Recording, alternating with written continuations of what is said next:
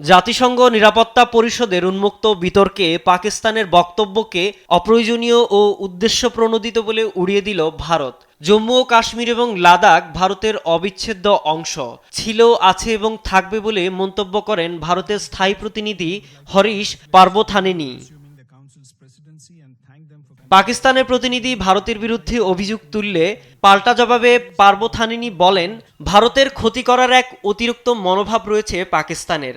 ভারত কেন সিন্ধু পানি চুক্তি স্থগিত রেখেছে তা ব্যাখ্যা করতে গিয়ে পাকিস্তানকে বিশ্ব সন্ত্রাসবাদের আঁতুড়ঘর বলে উল্লেখ করেন তিনি। ৬৫ বছর আগে সদিচ্ছা ও বন্ধুত্বের মনোভাব নিয়ে ভারতে চুক্তি করেছিল, কিন্তু পাকিস্তান এ সময় জুড়ে ৩টি যুদ্ধ এবং হাজার হাজার সন্ত্রাসী হামলার মাধ্যমে চুক্তির চেতনা লঙ্ঘন করেছে।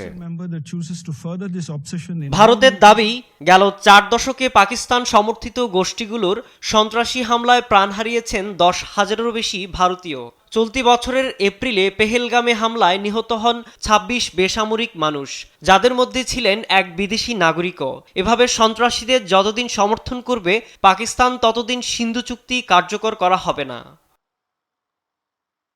শুধু সন্ত্রাসবাদ নয়, পাকিস্তানের গণতন্ত্র নিয়েও প্রশ্ন তোলে ভারত। জাতিসংঘের মঞ্চে উল্লেখ করা হয়, সাবেক প্রধানমন্ত্রী ইমরান খানকে কারাবন্দী করা, ক্ষমতাসীন দল পিটিআইকে নিষিদ্ধ করা এবং ২৭তম সংশোধনীর মাধ্যমে সেনাপ্রধান আসিম মুনিরকে আজীবন দায়মুক্তি দেওয়া, যাকে ভারত আখ্যা দেয় সাংবিধানিক অভ্যুত্থান হিসেবে।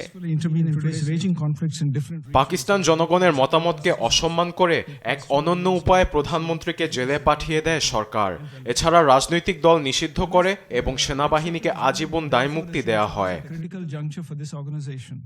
পাল্টা বক্তব্যে পাকিস্তানের প্রতিনিধি আসিম ইফতেখার আহমেদ বলেন, জম্মু কাশ্মীর একটি অমীমাংসিত আন্তর্জাতিক বিরোধ এবং সিন্ধু চুক্তি স্থগিত করা আন্তর্জাতিক আইনের লঙ্ঘন।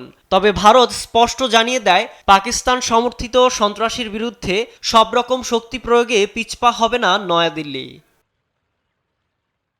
বিশ্বমঞ্চে এ তীব্র বাকযুদ্ধ ফের স্পষ্ট করল, দক্ষিণ এশিয়ার রাজনীতিতে ভারত পাকিস্তান সম্পর্ক এখনও গভীর সংকটেই।